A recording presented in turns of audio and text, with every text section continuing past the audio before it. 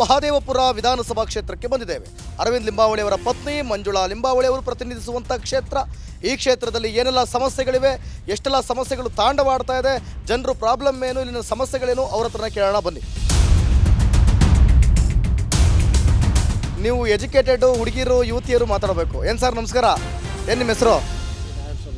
ಶ್ರೀ ನಾರಾಯಣ ಸ್ವಾಮಿ. ನಿಮ್ಮದೇ ಇಲ್ಲಿ ಎಲ್ಲ ಅನುಗ್ರಹನಾ? ಎಲ್ಲ ನಮ್ಮದು. ಅಲ್ಲಿ ಯಾರೋ ಹಂಗೆ ಹೇಳ್ತಾ ಇದ್ರು, ಅದಕ್ಕೆ ಎಲ್ಲ ನಿಮ್ಮದೇ ಅನುಗ್ರಹ MLA ಅಂತ. ನೀವೇ ಎರಡನೇ MLA ಅಂತಿಲ್ಲ, ಹೌದಾ? ನಮ್ಮ ಶಾಸಕರು ಮಂಜುಳಾ ಅರವಿಂದ್ ಲಿಂಬಾವಳಿ. ನಿಮ್ಮ ಶಾಸಕರು ಅವ್ರು ಏನು ಮಾಡಿದ್ದಾರೆ? ಅವರು ಏನು ಮಾಡಿಲ್ಲ, ಇವರೆಲ್ಲ ಮಾಡಿದ್ದಾರೆ, ಸ್ವಲ್ಪ ಸ್ವಲ್ಪ ಮಾಡಿದ್ದಾರೆ.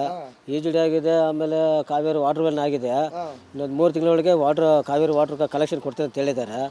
ಅದು ಈ ರೋಡ್ ಡೊಮೇಶನ್ 3 ತಿಂಗಳೊಳಗೆ.